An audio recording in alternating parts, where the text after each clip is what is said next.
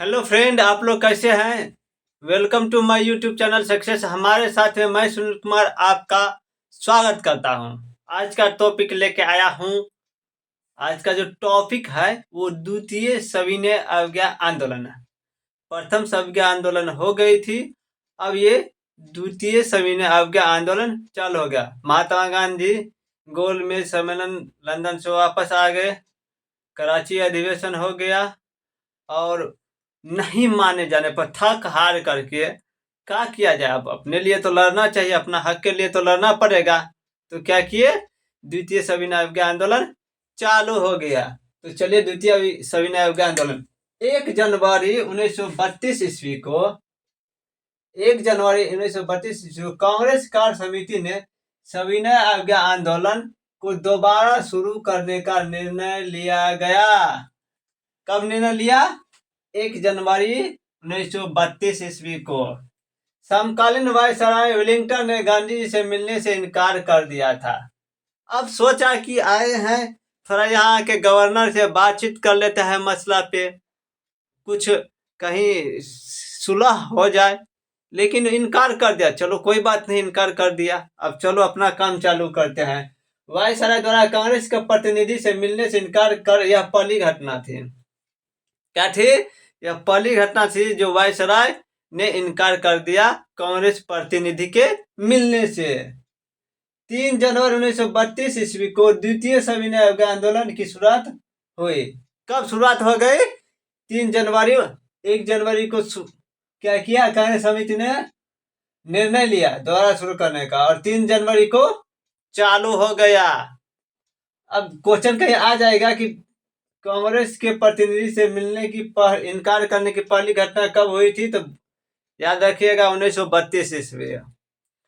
3 जनवरी को चालू हो गया। 4 जनवरी 1932 ईस्वी को सरकार ने राष्ट्रीय आंदोलन पर हमला बोल दिया और गांधी जी को गिरफ्तार कर लिया। भाई अब क्या किया, इस शुरुआते में मैंने आदमी को उठा लिया। कोई बात नहीं, उठा लिया तो क्या हुआ। अब तो बहुत सारा आदमी जागरूक हो गए थे आंदोलन में। बहुत सारा आदमी क्या कहे थे, समझ गए थे कि वो क्या करना नहीं करना है। चलो अब क्या करते, गांधी बाबा के साथ जेल में विद्रोह करते, वहां पे निकालो गांधी बाबा को, एकदम जोर शोर करके तोड़ फोड़ करते हैं। गिरफ्तार कर लिया। नागरिक सैनिक कानून या सिविल मार्शल लॉ की शुरुआत हुई। ले आयल सराय, ये तो मार्शल लॉ लागू कर दिया। क्या हो गया, यानी कि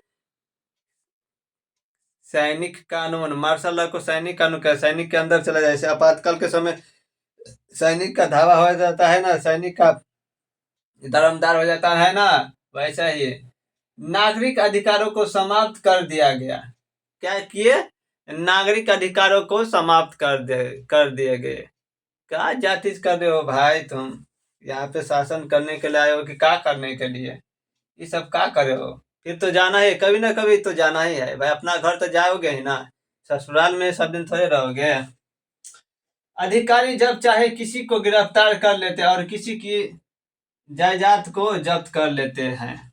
ले सराय में अभी तो और जाति दुश्मनी करने लगा भाई। अब जबरदस्ती का हो गया, अब तो सर से पानी ऊपर चला गया।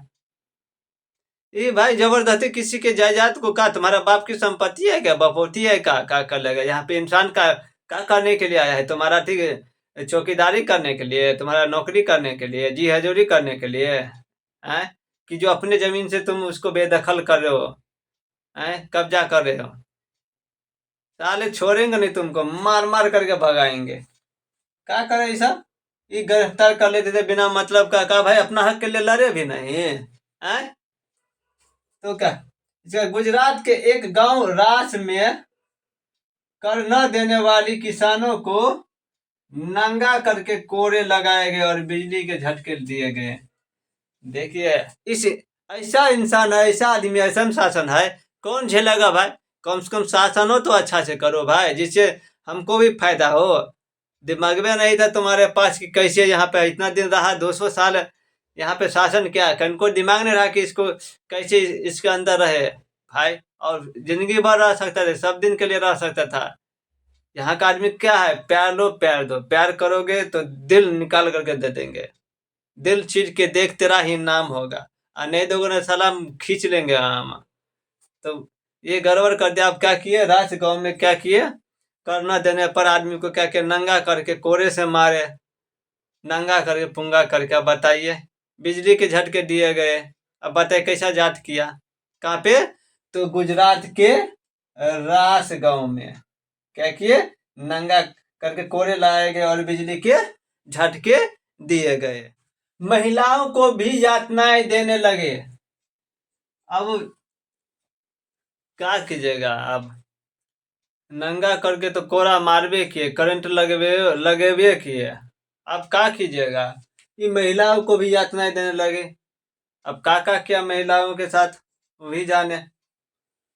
प्रेस का भी मुंह बंद कर दी गई। अब देखिए, जो उनके खिलाफ आवाज बंद, इसलिए तो स्वतंत्रता चाहते थे कि हम स्वतंत्र रहे, प्रेस का मुंह बंद कर दिया। भाई सूचना कहाँ से देगा, समाचार कहाँ से देगा, क्या हुआ नहीं हुआ, सो प्रेस तो भाई सबसे बड़ा क्या कहते हैं ना, आंख होता है, जिसको तीसरी आंख कहा जाता है प्रेस को, इसको भी बंद कर दिया गया। तो ये नहीं कहता, जबरदस्ती का हड़प हड़प हड़प, वही हुआ, जबरदस्ती का शासन कर रहे हैं। सुभाष चंद्र बोस और विठल भाई पटेल ने गांधी जी के आलोचकों में से एक थे। 1933 ईस्वी में यूरोप में एक सभा को संबोधन करने के दौरान कहा था, महात्मा गांधी एक राजनेता के रूप में असफल रहे।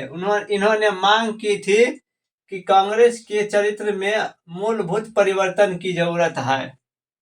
किसने कहा, तो सुभाष चंद्र बोस और विठल भाई पटेल ने, जो गांधी जी के आलोचकों में से एक थे, वह 1933 ईस्वी में कहाँ पे, तो यूरोप में एक सभा को संबोधित करने के दौरान कहा था कि महात्मा गांधी एक राजनेता के रूप में असफल रहे।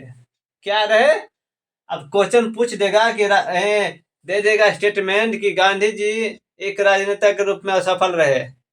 किसने कहा था, तो सुभाष चंद्र बोस ने नहीं कहा था, किसने, विठल भाई पटेल ने कहा था, इनमें से कोई नहीं। कौन होगा, तो सुभाष चंद्र बोस ने नहीं कहा था, क्योंकि वो ऑप्शन गलत है। तो सुभाष चंद्र बोस ने कहा था, ऐसा करके स्टेटमेंट पूछ देगा, तो याद रखिएगा। जिस समय आंदोलन अपने चरम पर था, प्रधानमंत्री रामजे मैकडोनाल्ड ने अपना प्रसिद्ध सांप्रदायिक पंचायत की घोषणा कर दी। अब ये चरम सीमा पर ही था आंदोलन, अंत हो चुका था कि अब हम स्वतंत्रता ले लेंगे। तब सोचा कि अब नहीं संभलेगा, तो जो रामजे मैकडोनाल्ड थे, प्रधानमंत्री थे ब्रिटेन का, उसने घोषणा कर दी अपनी सांप्रदायिक पंचायत का, जैसे पूना समझौता के लिए राजी हो गए। सांप्रदायिक पंचायत का कांग्रेस ने विरोध किया। तब आपसी वैचारिक मतभेदों को दूर करने के लिए पूना में गांधी जी और अंबेडकर के बीच समझौता हुआ। इसके बाद तृतीय गोलमेज सम्मेलन की गति धीरे धीरे कमजोर पड़ती गई और आखिरकार समाप्त हो गया। पुनः समझौता किस किस के बीच हुए थे, तो B.R. अम्बेडकर यानी कि डॉक्टर भीमराव अंबेडकर और उसके क्या कहते हैं, महात्मा गांधी के बीच हुआ था। किस किस के बीच, अंबेडकर। सांप्रदायिक कांग्रेस के विरोध किया, समुदाय पर फिर भी नहीं माना। अब क्या करेगा, वो आक्रोश को कम करने को तो करना पड़ेगा ना। तो अम्बेडकर के भी समझौता हुआ, जिसे पुनः समझौता सांप्रदायिक पंचायत के नाम से जाना जाता है। और गोल में सम्मेलन भी धीरे धीरे, अब भाई समझौता होता है उसका कोई जरूरत ही नहीं है, वो भी खत्म हो गया और ये आंदोलन भी समाप्त हो गया, धीरे धीरे कमजोर पड़ गया और आंदोलन समाप्त हो गया। तो ये था द्वितीय सविनय अवज्ञा आंदोलन था। अब आगे देखेंगे सांप्रदायिक पंचायत और क्या कहते हैं, पूना समझौता। तो आप लोग के वीडियो कैसा लगा तो लाइक कमेंट शेयर सब्सक्राइब कीजिए। कोई भी समस्या हो तो कमेंट कीजिए। फेसबुक पर सुनील कुमार के नाम से है, इंस्टाग्राम ट्विटर कहीं भी आप मैसेज कर सकते हैं और समस्या का समाधान कर सकते हैं। आप कमेंट बॉक्स में कमेंट भी करके ये चीज को, आप कोई भी समस्या को समाधान कर सकते हैं, लिख सकते हैं और समाधान कर सकते हैं। उसको मैं अपना क्या कहता हूँ, उसका आंसर दे दूंगा। तो आप लोग को जल्द से जल्द ये क्या कीजिए, तो सपोर्ट कीजिए और शेयर कीजिए, जिससे हमको भी फायदा हो जाए और आपको भी फायदा हो।